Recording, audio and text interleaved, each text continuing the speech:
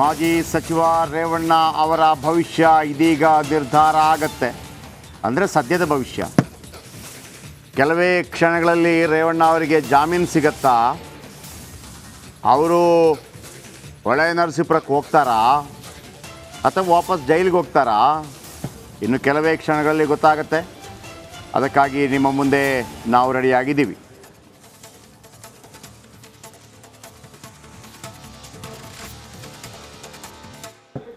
ರೇವಣ್ಣ ಕಳೆದ 7 ದಿನಗಳಿಂದ ಅಂದರ್.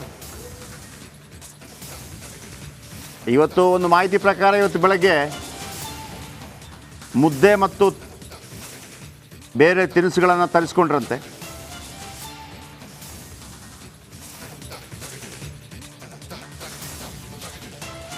ಕೋರ್ಟ್ ಮುಂದೆ ಕಾಯ್ತಾ ಇದ್ದಾರೆ ರೇವಣ್ಣ ಆಪ್ತರು. ರೇವಣ್ಣ ಅವರಿಗೆ ಜೇಲ ಬೇಲ ಅನ್ನುವಂಥ ಕುತೂಹಲ. ಆಲ್ರೆಡಿ ಕೋರ್ಟ್ಗೆ ಬಂದಿದ್ದಾರೆ ನ್ಯಾಯಾಧೀಶರು. ಬೇಲ್ ಅರ್ಜಿ ತೀರ್ಪು ಪ್ರಕಟ ಮಾಡಲಿದ್ದಾರೆ ನ್ಯಾಯಾಧೀಶರು. ಎಲ್ಲರ ಕುತೂಹಲ ಏನಾಗತ್ತೆ ಏನಾಗತ್ತೆ ಏನಾಗತ್ತೆ.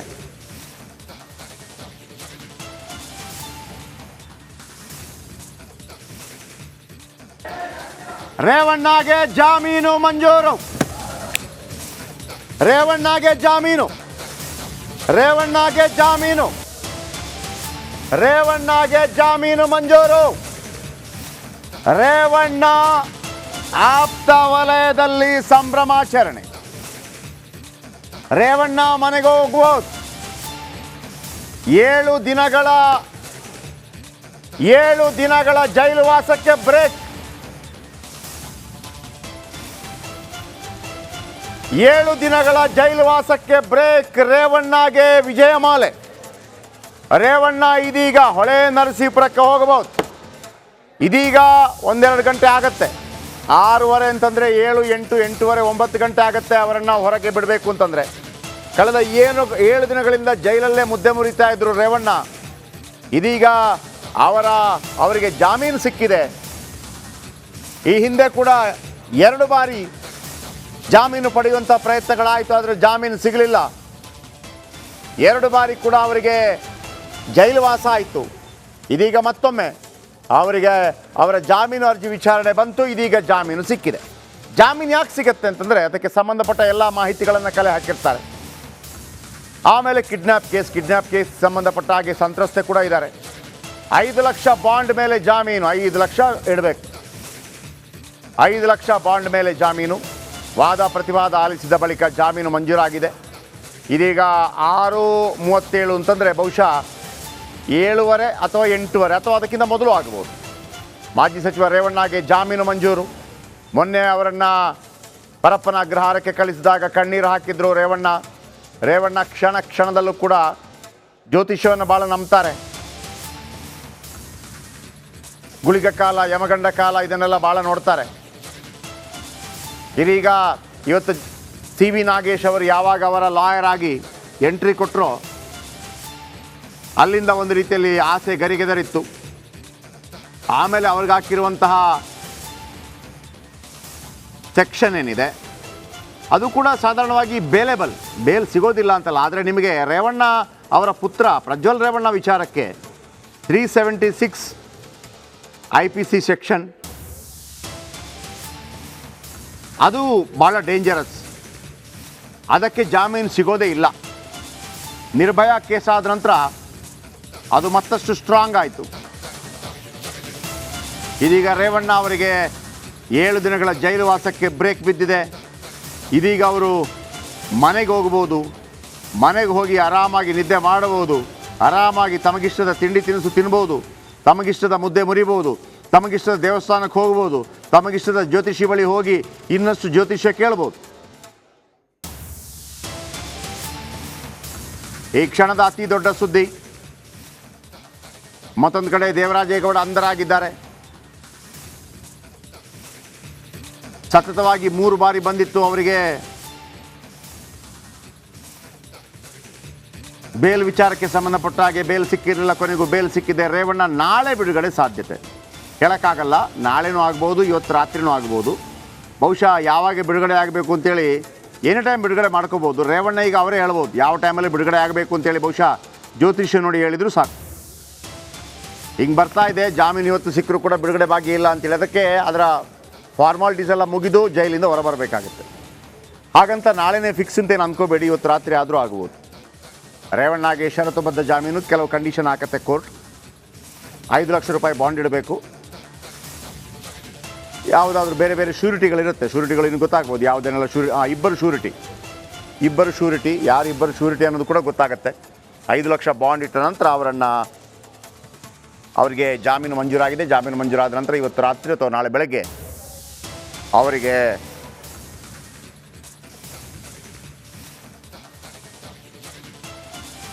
ಬಿಡುಗಡೆ ಭಾಗ್ಯ ಸಿಗಲಿದೆ. 7 ದಿನಗಳ ಕಾಲ ಜೈಲಲ್ಲಿದ್ದರು. ಕಿಡ್ನ್ಯಾಪ್ ಕೇಸ್ಗೆ ಸಂಬಂಧಪಟ್ಟ ಹಾಗೆ ಇವರ ಕಿಡ್ನ್ಯಾಪ್ ಕೇಸ್ಗೂ ಪ್ರಜ್ವಲ್ ರೇವಣ್ಣ ಅವರ ಕೇಸ್ಗೂ ಸಂಬಂಧ ಇಲ್ಲ. ಇದು ಬೇರೆ ಬೇರೆನೇ ಕೇಸ್. ಆದರೆ ಇಲ್ಲಿ ಕಿಡ್ನ್ಯಾಪ್ ಆದ ಹೆಣ್ಣು ಮಗಳ ಮೇಲೆ ಮತ್ತು ಹೆಣ್ಣು ಮಗಳ ಮೇಲೆ ಕೂಡ ಒಂದು ರೀತಿಯಲ್ಲಿ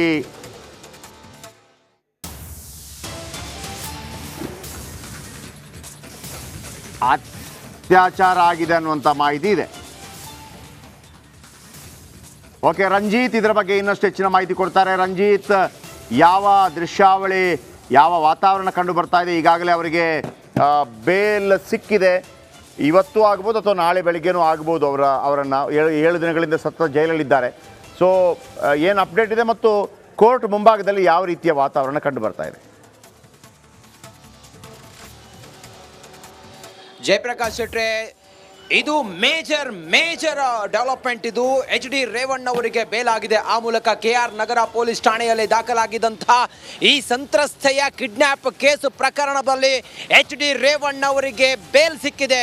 ಮೊದಲು 4 ದಿನಗಳ ಕಸ್ಟಡಿ, ಅದಾದ ನಂತರ 7 ದಿನಗಳ ನ್ಯಾಯಾಂಗ ಬಂಧನದ ನಂತರ ನಾಳೆ ನ್ಯಾಯಾಂಗ ಬಂಧನ ಮುಗಿತಾ ಇತ್ತು. ಅದರ 1 ದಿನ ಮುಂಚಿತವಾಗಿಯೇ ಇವರಿಗೆ ಬೇಲ್ ಸಿಕ್ಕಿದೆ. ಆ ಮೂಲಕ ಮೇಜರ್ ಬೆಳವಣಿಗೆ ಇದು.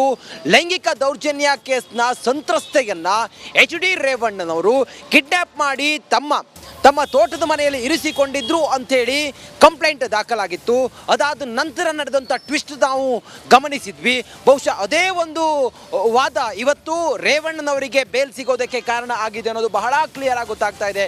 CV ನಾಗೇಶ್ ಅವರು ಬಹಳ ಸ್ಪಷ್ಟವಾಗಿ ಹೇಳಿದ್ರು, ರೇವಣ್ಣ ಅವರಿಗೂ ಈ ಕಿಡ್ನ್ಯಾಪ್ ಪ್ರಕರಣಕ್ಕೂ ಯಾವುದೇ ಸಂಬಂಧ ಇಲ್ಲ ಅನ್ನೋದನ್ನ ಪದೇ ಹೇಳ್ತಾ ಇದ್ರು.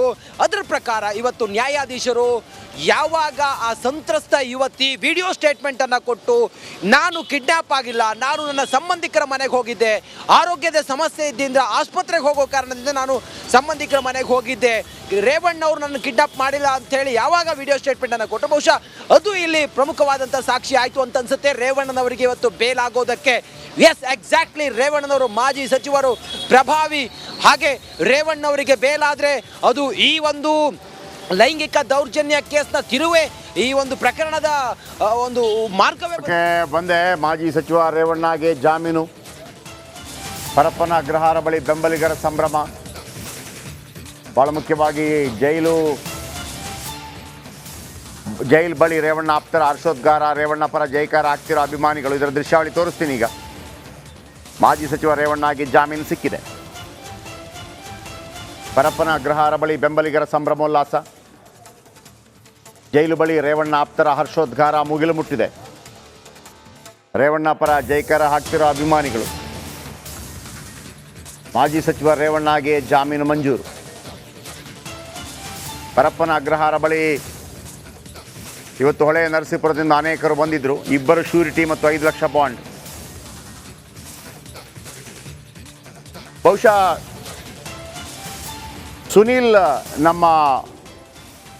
ಸುನಿಲ್ ನನ್ನ ಕಲಿಗೆ ಹೆಚ್ಚಿನ ಮಾಹಿತಿ ಕೊಡ್ತಾರೆ. ಸುನಿಲ್, ಒಂದು ಕಡೆ 7 ದಿನಗಳ ನಂತರ ಹೊರಗೆ ಬರ್ತಾ ಇದ್ದಾರೆ, ನಂಬರ್ 1. ಎರಡನೇದಾಗಿ ನನಗೆ ಮುಖ್ಯವಾಗಿ ಬೇಕಿರುವಂಥದ್ದು, ನಿನ್ನೆ ಮೊನ್ನೆ ಸಿಗದ ಜಾಮೀನು ಈಗ ಯಾಕೆ ಸಿಗತ್ತೆ? ನಂಬರ್ 1. ನಿನ್ನೆ ಮೊನ್ನೆ ಸಿಗದ ಜಾಮೀನು ಈಗ ಯಾಕೆ ಸಿಗತ್ತೆ ಅಂದರೆ ನಂಬರ್ 1. ನಂಬರ್ 2, ನೋಡಿ ಅಲ್ಲಿ ಹರ್ಷೋದ್ಗಾರ ಹೇಳ್ಬಿಡ್ತೀನಿ ನೋಡಿ, ಎಲ್ಲ ಪರಪ್ಪನ ಅಗ್ರಹಾರದ ಮುಂದೆ ಅವರ ಅಭಿಮಾನಿಗಳು ನಿಂತಿದ್ದಾರೆ. ಅವರೆಲ್ಲರೂ ಕೂಡ ಹೊಳೆ ನರಸೀಪುರ ಬಂದಿರುವಂಥವ್ರು. ಇವತ್ತೊಂದು ಗ್ಯಾರಂಟಿ ಇತ್ತು. ನನ್ನ ಕಲೀಗ್ ರಂಜಿತ್ ಹೇಳ್ತಾ ಇದ್ರು, CV ನಾಗೇಶ್ ಹೇಳ್ತಾ ಇದ್ರು, ಇವತ್ತು ಬಿಡುಗಡೆ ಆಗತ್ತೆ ಅಂತೇಳಿ. ಹಾಗಿದ್ರೆ ನಮ್ಗೆ ಅನಿಸ್ಬೋದು, ಹಾಗಿದ್ರೆ ಮೊನ್ನೆ ಬಿಡುಗಡೆ ಆಗ್ಬೋದಿತ್ತಲ್ಲ, ಅದಕ್ಕಿಂತ ಮೊದಲು ಬಿಡುಗಡೆ ಆಗ್ಬೋದಿತ್ತಲ್ಲ. ಆಗಲೂ ಕೂಡ 5 ಲಕ್ಷ ಶ್ಯೂರಿಟಿ ಅಥವಾ 2 2 ಶ್ಯೂರಿಟಿ 5 ಲಕ್ಷ ಬಾಂಡ್ ಇಡ್ಬೋದಿತ್ತಲ್ಲ. ಈಗ ಕೇಳ್ತಿರುವಂಥ ಮೊದಲ ಪ್ರಶ್ನೆ ನನಗೆ ಸುನಿಲ್ ಅವರಿಗೆ, ಸುನಿಲ್ ಮೊನ್ನೆ ಸಿಗೋದು ಈಗ ಯಾಕೆ ಸಿಗುತ್ತೆ? ನಂಬರ್ 1. ಎರಡನೇದಾಗಿ ಇವತ್ತೇ ಬಿಡುಗಡೆ ಆಗ್ತಾರೆ, ನಾಳೆ ಬಿಡುಗಡೆ ಆಗ್ತಾರೆ? ಜಯಪ್ರಕಾಶ್, ಇದರಲ್ಲಿ ಎರಡನೇ ಕ್ವಶನ್ಗೆ ನಾನು ಈಗಲೇ ಆನ್ಸರ್ ಹೇಳಿಬಿಡ್ತೀನಿ. ಸಂಜೆ 7 ಗಂಟೆ ಒಳಗಡೆ ಇದು ಜೈಲಿಗೆ ಆದೇಶ ಪ್ರತಿ ತಲುಪಬೇಕಾಗತ್ತೆ. ಇವತ್ತು ಅದನ್ನು ತಲುಪಿಸುವಂತಹ ಸಾಧ್ಯತೆ ತುಂಬ ಕಡಿಮೆ ಇರೋದ್ರಿಂದಾಗಿ ಇವತ್ತು ಅವರು ರಿಲೀಸ್ ಆಗುವಂಥ ಚಾನ್ಸಸ್ ತುಂಬ ಕಡಿಮೆ ಇದೆ. ನಾಳೆ ಬೆಳಿಗ್ಗೆ ಈ ಒಂದು ಆದೇಶ ಪ್ರತಿಯನ್ನು ಕೋರ್ಟಿಗೆ ಅದು ಜೈಲಿಗೆ ತಲುಪಿಸಿದ ಬಳಿಕ ಅವರು ರಿಲೀಸ್ ಆಗುವಂಥ ಚಾನ್ಸಸ್ ಜಾಸ್ತಿ ಇರುವಂಥದ್ದು. ಇನ್ನು ಇವತ್ತು ಜಾಮೀನು ಸಿಗೋದಕ್ಕೆ ರೀಸನ್ಗಳು ಏನೇನು ಅನ್ನುವಂಥ ನಾವು ನೋಡ್ತಾ ಹೋದರೆ, ಕಳೆದ ಹಲವಾರು ದಿನಗಳಿಂದ ಈ ಕೇಸಿಗೆ ಸಂಬಂಧಪಟ್ಟಂತೆ ವಾದ ಪ್ರತಿವಾದಗಳು ನಡೀತಾನೆ ಇದ್ದಾವೆ. ಆದರೆ ಇಲ್ಲಿ ಒಂದು ಅಂಶವನ್ನು ಪ್ರಮುಖವಾಗಿ ಗಮನಿಸಬೇಕು. ಒಂದು ಕಡೆ SIT ಪರ ವಕೀಲರು ಯಾಕೆ ಜಾಮೀನನ್ನು ನೀಡಬಾರ್ದು ಮತ್ತು ಒಂದು ವೇಳೆ ರೇವಣ್ಣ ಅವರಿಗೆ ಜಾಮೀನನ್ನು ನೀಡಿದರೆ ಏನೇನು ಸಮಸ್ಯೆಗಳಾಗತ್ತೆ ಮತ್ತು ಸಾಕ್ಷಿಗಳ ಮೇಲೆ ಮತ್ತು ಇಡೀ ಪ್ರಕರಣಕ್ಕೆ ಸಂಬಂಧಪಟ್ಟಂಥ ಸಾಕ್ಷ್ಯಾಧಾರಗಳನ್ನು ಹಾಳು ಮಾಡೋದ್ರ ಮೇಲೆ ಇವರು ಯಾವ ರೀತಿ ಪರಿಣಾಮವನ್ನು ಬೀರ್ಬೋದು ಅನ್ನುವಂಥದ್ರ ಬಗ್ಗೆ ವಾದವನ್ನು ಮಂಡಿಸಿದರು. ಆದರೆ ಇಲ್ಲಿ CV ನಾಗೇಶ್ ಅವರು ವಾದ ಮಂಡಿಸಿದ ರೀತಿಯನ್ನು ಗಮನಿಸಲೇಬೇಕಾಗತ್ತೆ. ಈ SIT ತಂಡ ಇರ್ಬೋದು ಅಥವಾ ಇವರ ಕಡೆಯಿಂದ ಏನೇನು ಲ್ಯಾಪ್ಸಸ್ ಆಗಿದ್ದಾವೆ ಇದೆಲ್ಲವನ್ನು ಕೂಡ ಕೋರ್ಟ್ ಮುಂದೆ ಅವರು ಎಳೆಯಾಗಿ ಬಿಚ್ಚಿಡೋ ಮೂಲಕ ಆ ಒಂದು ಕಾರಣದಿಂದಾಗಿ ಇವತ್ತು ರೇವಣ್ಣ ಅವರಿಗೆ ಜಾಮೀನು ಸಿಕ್ಕಿದೆ ಅನ್ನುವಂಥ ತುಂಬಾ ಸ್ಪಷ್ಟವಾಗಿ ಹೇಳ್ಬೋದು. ಕೇಸನ್ನು ದಾಖಲಿಸಿದ್ದು ಬೇಲ್ ಕೊಡ್ಲಿಕ್ಕೂ ಸಹ ಬಹಳ ಪ್ರಹಾಸನವನ್ನ ಮಾಡಿದ್ರು.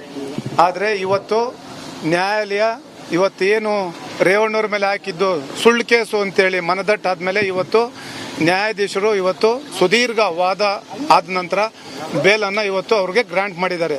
ಈಗ ಸಮಯ ಆಗೋಗಿರೋದ್ರಿಂದ ನಾಳೆ ಬೆಳಿಗ್ಗೆ ಕಾಪಿ ಸಿಗುತ್ತೆ. ಕಾಪಿ ಸಿಗೋದಕ್ಕೆ ಈಗಾಗಲೇ ಟೈಮ್ ಆಗೋಯ್ತು. ಹಾಗಾಗಲೇ ನಾಳೆ ಬೆಳಿಗ್ಗೆ ನಮಗೆ ಆ ಕಾಪಿ ಸಿಗುತ್ತೆ. ಆ ನಂತರ ಅದನ್ನು ತಗೊಂಡೋಗಿ ಪರಪ್ಪನಗರಕ್ಕೆ ಕೊಟ್ಟು ನಾಳೆ ಅವರು ರಿಲೀಸ್ ಆಗ್ತಾರೆ. ಈಗ ರೇವಣ್ಣವರ ವಿರುದ್ಧವಾಗಿ ನ್ಯಾಯಾಲಯದಲ್ಲಿ ಕಿಡ್ನಾಪ್ ಕೇಸ್ ಏನು ಮೊಕದ್ದಮೆ ದಾಖಲಾಗಿತ್ತೋ ಆ ದಾಖಲೆಯಲ್ಲಿ ವಾದ ವಿವಾದಗಳನ್ನು ಕೋರ್ಟು ಸುದೀರ್ಘವಾಗಿ ಆಲಿಸಿದ ನಂತರ ಕೋರ್ಟ್ ನ್ಯಾಯಾಲಯವು ಇವತ್ತು ರೇವಣ್ಣವರು ಯಾವುದೇ ತಪ್ಪು ಎಸಗಿಲ್ಲ ಮತ್ತು ಮೇಲ್ನೋಟಕ್ಕೆ ಇದು ಜಾಮೀನು ಕೊಡುವಂಥ ಒಂದು ಪಿಟಿಷನ್ ಆಗಿರೋದ್ರಿಂದ ಆ ಜಾಮೀನು ಅರ್ಜಿ ಹಲೋ ಮಾಡಿ 2 ಸೂರಿಟಿ ಮತ್ತು 5 lakhs ಪರ್ಸನಲ್ ಬಾಂಡ್ ಇರುವಂಥ 2 ಸೂರಿಟಿ ಕೊಡಬೇಕು ಅಂತ ಆರ್ಡರ್ ಮಾಡಿದ್ದಾರೆ. ಉಳಿದಿದ್ದು ಏನು ಕಂಡೀಷನ್ಸ್ ಇದೆಯೋ ಆ ಕಂಡೀಷನ್ಸ್ ಇದುವರೆಗೂ ನಮಗೆ ಸಿಕ್ಕಿಲ್ಲ. ಅದು ಕಾಪಿ ಸಿಕ್ಕಿದ ಮೇಲೆ ನಂತರ ಏನು ಕಂಡೀಷನ್ಸ್ ಇದೆಯೋ ಅದನ್ನು ತಮ್ಮ ಮಾಧ್ಯಮದ ಗಮನಕ್ಕೆ ಹೇಳ್ತೀನಿ.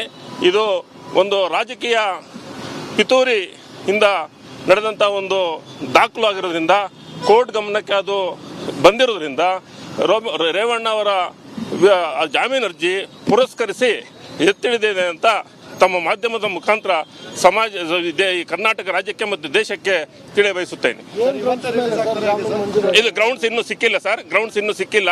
ಏನಂತಂದ್ರೆ ನಮಗೆ ಗಮನಕ್ಕೆ ಬಂದಿದ್ದು, ನಾವು ಆರ್ಗ್ಯುಮೆಂಟ್ಸ್ ಮಾಡುವಾಗ ಕೋರ್ಟ್ ಗಮನಿಸಿದ್ದು ಒಂದು ಏನಂತಂದ್ರೆ, ಆ ಸಂತ್ರಸ್ತೆ ಮಹಿಳೆ ಅಂತ ಕಿಡ್ನಾಪ್ ಮಾಡಿದ್ದಾರೆ ಅಂತ ಏನು SIT ಮತ್ತೆ SIT ಅವರು ಏನು ಆರೋಪ ಮಾಡ್ತಾ ಇದ್ರು ಅದು ಅವ್ರನ್ನ ಕಿಡ್ನಾಪ್ ಮಾಡಿಲ್ಲ ಅಂತ ನಮ್ಮ ವಾದ ಇತ್ತು.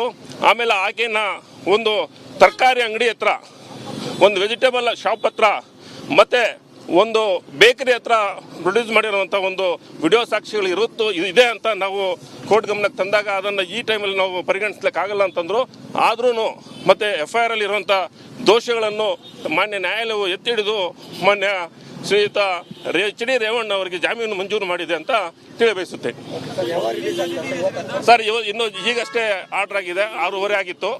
ಈಗ ನಾಳೆ ಅದು ಕಾಪಿ ತಗೊಂಡ ನಂತರ ಕಂಡೀಷನ್ಸ್ ಏನಿದೆಯೋ ಆ ಕಂಡೀಷನ್ಸ್ ನೋಡಿಬಿಟ್ಟು ಜಾಮೀನು ಏನು ಕಂಡೀಷನ್ಸ್ ಫುಲ್ಫಿಲ್ ಮಾಡಿದ್ರೆ ಬಿಡುಗಡೆ ಆಗ್ತಾರೆ, ನಾಳೆ ಆಗ್ಬೋದು.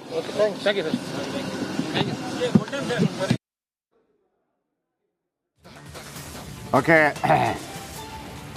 CV ನಾಗೇಶ್ ಅಲ್ಲ, ಅಲ್ಲಿ ರಮೇಶ್ ಗೌಡ್ರು ಮತ್ತು ಇನ್ನಿತರ ಲಾಯರ್ಗಳಿದ್ದರು. ಆದರೆ ಒಂದಂತೂ ಭಾಳ ಸ್ಪಷ್ಟ, ಸುನಿಲ್ ಕೂಡ ಅದನ್ನು ಹೇಳ್ತಾ ಇದ್ರು, 7 ಗಂಟೆ ಒಳಗಾಗಿ ಆದೇಶ ಪ್ರತಿಯನ್ನು ಅಲ್ಲಿ ಸಲ್ಲಿಸಬೇಕು. ಆದೇಶ ಪ್ರತಿ ಸಲ್ಲಿಸಬೇಕು ಅಂತಂದರೆ ಕೋರ್ಟ್ ಆದೇಶ ಪ್ರತಿಯನ್ನು ಕೊಡಬೇಕು. ಆದೇಶ ಪ್ರತಿ ಕೊಟ್ಟು ಅದನ್ನು ಸಲ್ಲಿಸುವಂಥ ಸಂದರ್ಭದಲ್ಲಿ ಲೇಟ್ ಆಗುತ್ತೆ. ಸೊ ಹಾಗಾಗಿ ರಮೇಶ್ ಗೌಡ್ರು ಕೂಡ, ಅಂದರೆ JDS MLC ರಮೇಶ್ ಗೌಡ್ರು ಕೂಡ ಹೇಳಿದರು, ಸೊ ನಾಳೆ ಬಿಡುಗಡೆ ಆಗುವಂಥ ಸಾಧ್ಯತೆ ಇದೆ. ಒನ್ಸಗೆ ನಾನು ಸುನಿಲ್ ಅವರ ಗಮನಕ್ಕೆ ಹೋಗ್ತೀನಿ. ಸುನಿಲ್, ಹೇಳ್ತಾ ಇದ್ರಿ ನೀವು ಹೇಳ್ದಂಗೆ ಯಾಕೆ ಇವತ್ತು ರಿಲೀಸ್ ಆಗೋದಿಲ್ಲ ಅಂತ, ನಂಬರ್ 1 ನಾಳೆ ರಿಲೀಸ್ ಆಗ್ತಾರೆ ಅಂತ. ಅದಕ್ಕಿಂತ ಹೆಚ್ಚಾಗಿ ಇನ್ನೊಂದು ಪಾಯಿಂಟ್, ಯಾವ ಕಾರಣಕ್ಕಾಗಿ ಜಾಮೀನು ಕೊಡ್ತು ಅಂತ. Please continue.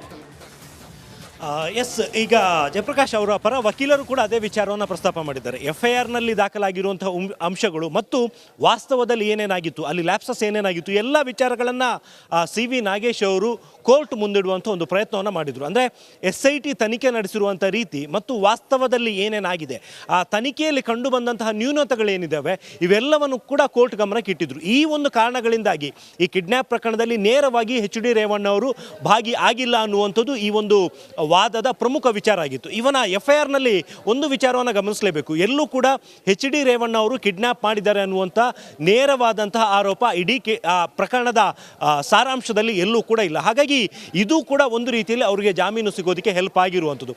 ಇದನ್ನು ಹೊರತುಪಡಿಸಿದರೆ SIT ಪರ ವಕೀಲರು ಮಂಡಿಸಿರುವಂತಹ ವಾದಗಳು ಮತ್ತು ಅದರಲ್ಲಿ ಈ ಒಂದು 364A ಅನ್ನುವಂಥದ್ದು ತುಂಬಾ ಗಂಭೀರ ಸ್ವರೂಪದ ಒಂದು ಅಪರಾಧ. ಅದಕ್ಕೆ ಸಂಬಂಧಪಟ್ಟಂತೆ ಕೇಸ್ ದಾಖಲಾಗಿದ್ರು ಕೂಡ ಈ ಕೇಸಿಗೆ ಸಂಬಂಧಪಟ್ಟಂತೆ HD ರೇವಣ್ಣ ಅವರು ನೇರವಾಗಿ ಭಾಗಿ ಆಗದೇ ಇರೋದ್ರಿಂದಾಗಿ ಅವರಿಗೆ ಜಾಮೀನು ಕೊಡೋದಕ್ಕೆ ಯಾವುದೇ ರೀತಿಯ ತೊಂದರೆ ಇಲ್ಲ. ಮತ್ತು ಇಂತಹ ಕೇಸ್ಗಳಲ್ಲಿ ಈ ಹಿಂದೆ ಯಾವ್ಯಾವ ಪ್ರಕರಣಗಳಲ್ಲಿ ಜಾಮೀನು ಮಂಜೂರಾಗಿದೆ ಎಲ್ಲ ವಿಚಾರಗಳನ್ನು ಕೂಡ CV ನಾಗೇಶ್ ಅವರು ಕೋರ್ಟ್ ಮುಂದಿಟ್ಟಿದ್ರು ಮತ್ತು ಈ ಪ್ರಕರಣದಲ್ಲಿ ಅವರಿಗೆ ಜಾಮೀನು ಕೊಟ್ಟರು ಕೂಡ ಯಾವುದೇ ರೀತಿಯ ಸಮಸ್ಯೆ ಆಗಲ್ಲ ಅನ್ನುವಂಥದ್ದು ಕೂಡ ಕೋರ್ಟ್ ಗಮನಕ್ಕೆ. Okay, thank you.